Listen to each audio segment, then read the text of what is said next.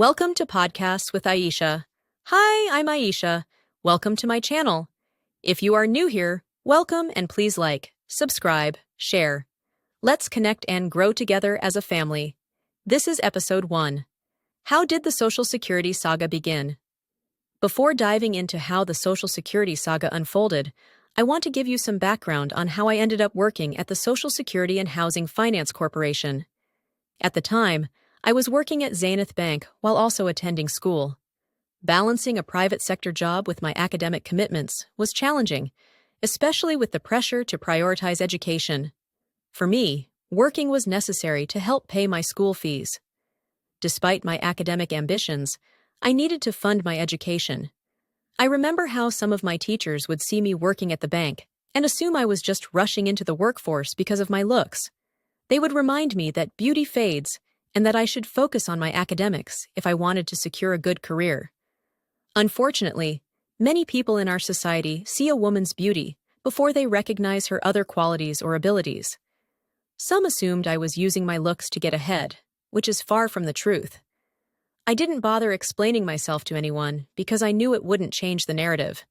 Instead, I focused on what mattered to me, supporting myself through school.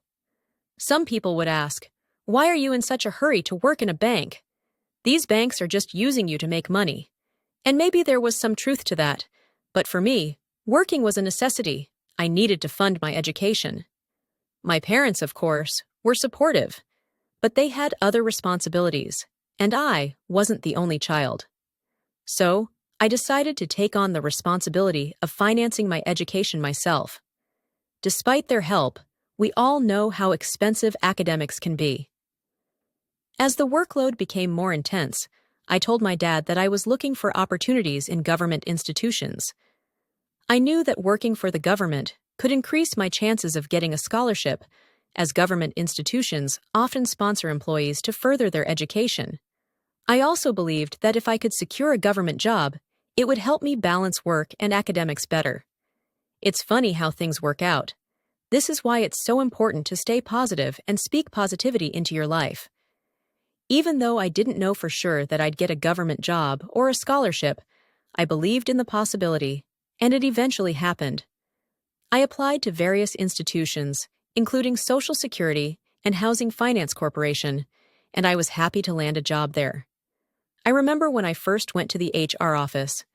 As I waited in the reception area, some of the ladies there started asking me questions. "Are you a staff member here? Are you related to someone? Are you here to see the MD?" They complimented my appearance and asked lots of questions before I even got started. That's how the journey began. Stay tuned for episode 2, where we continue the story of Social Security and Housing Finance Cooperation. Thanks for listening, and see you in my next episode.